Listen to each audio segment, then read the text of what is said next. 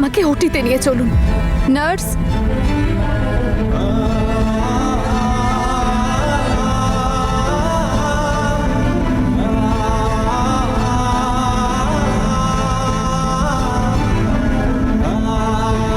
তুমি কেন পারছো না আমার সন্তানের বাবা হতে? তুমি আমার লাইফ পার্টনার হও না। বীর তনু নেই আর জীবনে তোমার। ও সারা জীবনের জন্য চলে গেছে, মরে গেছে ও। নিজের খেয়াল রেখো আর আমার জ্যাসমিনটাকেও।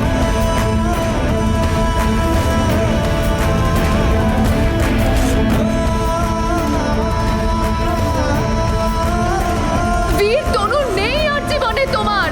ও সারা জীবনের জন্য চলে গেছে, মরে গেছে ও। দাঁড়ান ডক্টর,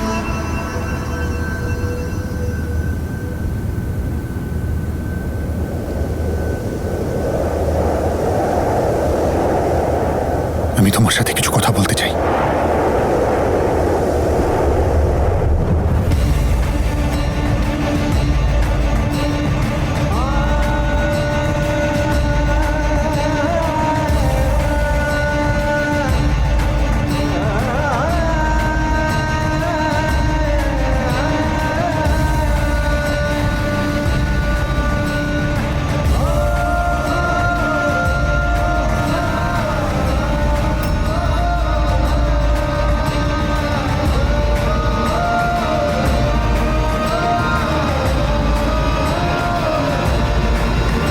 বীর ছাড়ো আমাকে। আমি সিদ্ধান্ত নিয়ে ফেলেছি আমাকে কি করতে হবে, আর এটাই আমার ফাইনাল ডিসিশন। জ্যাসমিন,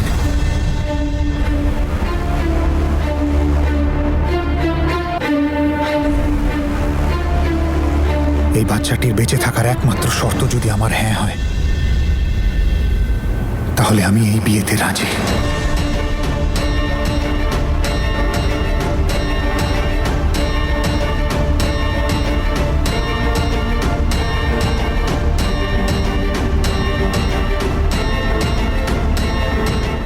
খারাপ হয়, মন খারাপ হয়, মন খারাপ হয়। আমার সাথে চল। মন খারাপ হয়।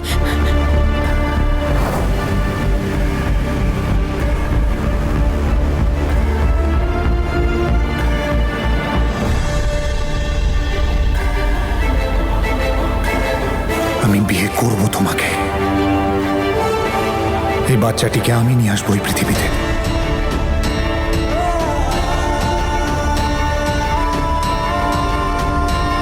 বীর,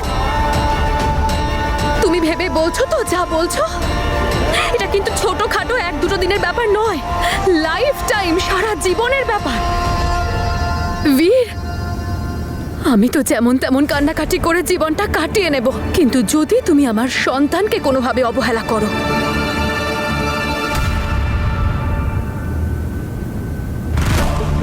তাহলে আমি আর বাঁচতে পারবো না। সেই জন্য আরো একবার ভেবে দেখো। তুমি যা সিদ্ধান্ত নিতে চাও ভেবে চিনতে নাও। পরিস্থিতির শিকার হয়ে কিংবা কারোর প্রেসারে কিন্তু ডিসিশন নিও না। আমি সিদ্ধান্ত নিয়ে নিয়েছি জ্যাসমিন, আর মা ঠিকই বলেন, এখন আমার একটা দায়িত্ববান দাদার মতো ভাবা উচিত।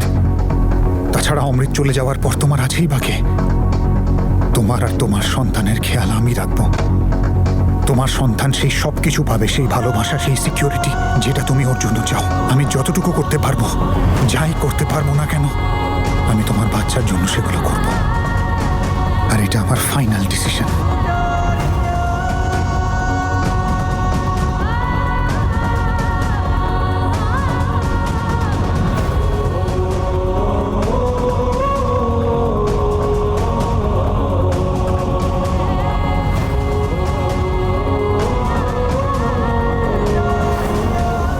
যে ঘটনা হবার সেটাকে আটকানো যায় না। হয়তো আমাদের কপালে এমনটাই লেখা ছিল।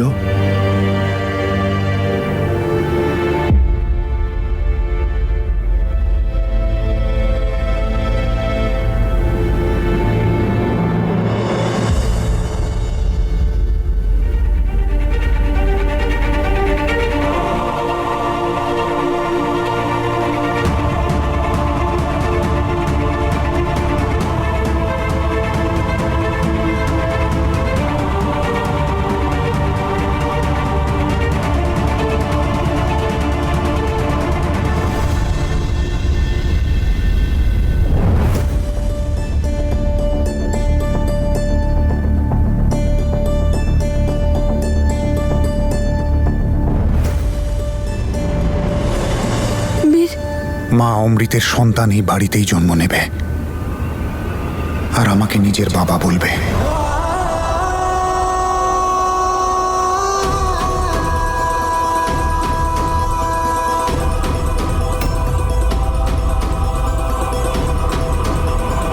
কি হচ্ছে এই বাড়িতে?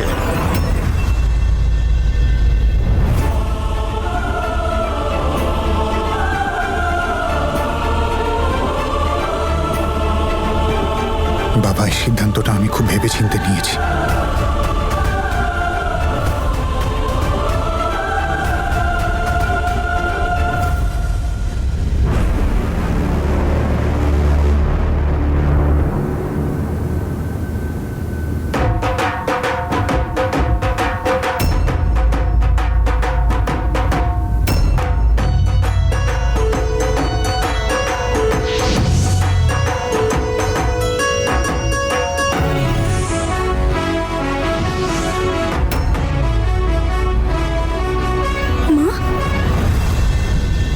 এই সত্যি কথা বলছে তো? মাথাটা খারাপ হয়ে গেল নাকি জ্যাসমিন? এসব ভাববিও না। এখন তোকে অমৃতের বেচারি বিধবা অসহায় বউয়ের নাটকটা চালিয়ে যেতে হবে। শুধু আমাকে সান্ত্বনা দেওয়ার জন্য না তো? না না মা, বীর সত্যিই বলছে। যদি মিথ্যে বলতো তাহলে আমি এখানে থাকতাম না। বীর নিজে আমাকে এখানে নিয়ে এসেছে যাতে আমি আমার সন্তানকে বাড়িতে আনতে পারি।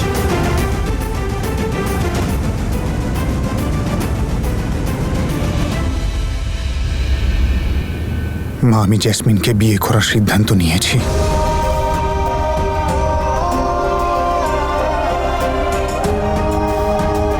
অমৃতের সন্তান এখানেই থাকবে। বীর,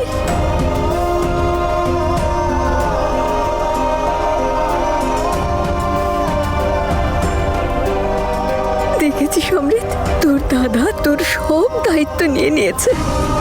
এবার তুই খুশি তো?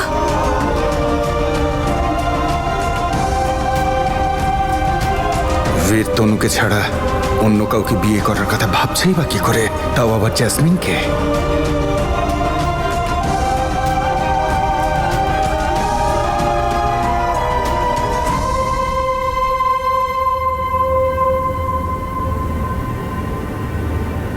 যাক, এই কাজটা অন্তত হলো।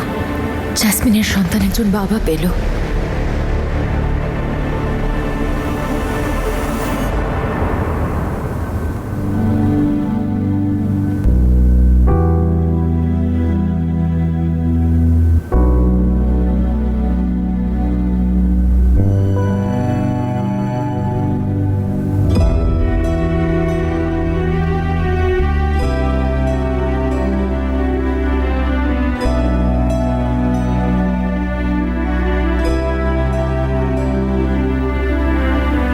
কেন ছেড়ে চলে গেলে তুমি আমাকে?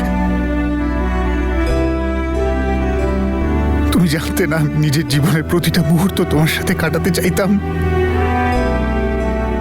আরে তুমি চলে যাওয়ার পর আমি তো তোমার স্মৃতি নিয়েও খুশি ছিলাম, কিন্তু ওপরওয়ালা সেই খুশিও সহ্য করতে পারলেন না। সেই খুশিটা আমার থেকে ছিনিয়ে নিলেন। তুমি আমি অন্য কারোর হতে চলেছি, যেটা আমি একদম চাই না। আমি সত্যি চাই না।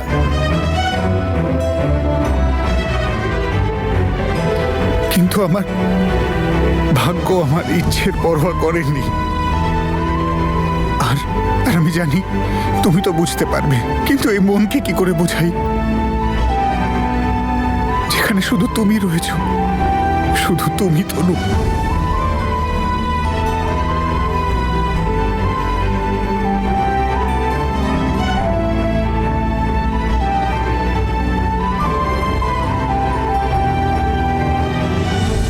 এই পার্বতী, কি হয়েছে? তুই কি সুন্দর হাসি খুশি থাকিস, সাজগোজ করিস, আজ কি হয়েছে? আজ তুই বউ সাজবি না? কি হয়েছে মা? তোর শরীর ঠিক আছে তো? জানি না মা, মনে হচ্ছে যেন যেন আমার প্রাণটা বেরিয়ে যাচ্ছে। কেন মনে হচ্ছে এরকম? কারণ তোর খিদে পেয়েছে। তোর জন্য বরং জিলিপি নিয়ে আসি। তুই তো ভালোবাসিস, খাবি? ও কোনো জিলিপি টিলিপি খাবে না, ও তো শুধু লাড্ডু বানাবে ওর আর বীরের বিয়ের জন্য। কাল তোর বিয়ে বীরের সঙ্গে। কাল তো বরযাত্রী নিয়ে আসবেও, তাই না পার্বতী? আরে এভাবে কি দেখছিস? তার জন্য তৈরি হতে হবে তো, কত কাজ পড়ে আছে বলতো। আরে কালকে তো ওর বিয়ে, সবাই তৈরি হয়ে নাও। তাই না রে মা, তৈরি হবি তো? তৈরি তো হতেই হবে। আমাকে অমৃতের জন্য এই বিয়েটা করতেই হবে।